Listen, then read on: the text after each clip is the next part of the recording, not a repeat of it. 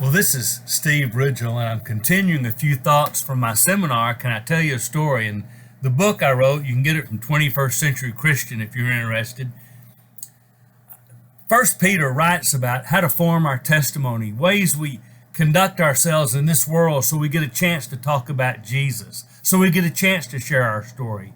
Another one of those things is in First Peter chapter 2, and I want you to listen to verses 11 and 12.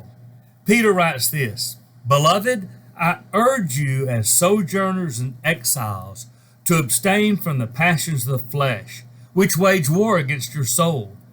Keep your conduct among the Gentiles honorable, so that when they speak against you as evildoers, they may see your good deeds and glorify God on the day of visitation." I don't understand everything about that passage, but a couple of things I'm certain about. He tells us to live honorable lives among people that don't believe. We clearly are to fight some of the urges that we gave up when we became Christians. We're to be careful about the things that wage war against us, because people in this world sometimes say evil things against Christians, but we want them to be so convicted by our lives that they know that there is some truth to what we believe. For instance, in the first century, here's what they said about Christians.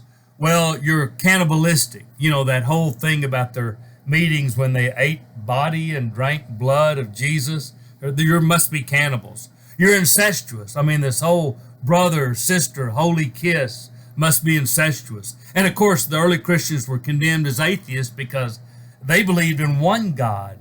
So they did not believe in multiple gods.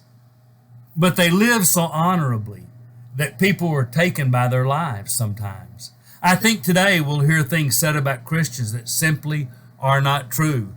Because we believe what God says in the Bible, and because we are committed to the Jesus way of life, people will sometimes look at us in the world and say, you Christians are unloving, you're judgemental, that you don't care about people.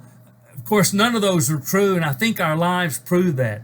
We work so hard in our lives that people may say harsh things about us, but for instance, in my neighborhood, if non-believers don't like what I believe, I get that, but when they're in trouble, I want them to know this is the door they can knock on. If they're not safe, they're safe in our house. If they're hungry, they'll be fed in our house.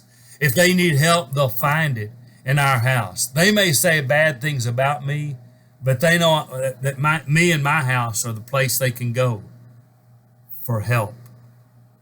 So you may say a lot of harsh things about us, but the truth is, look at our lives, and you'll see who we really are.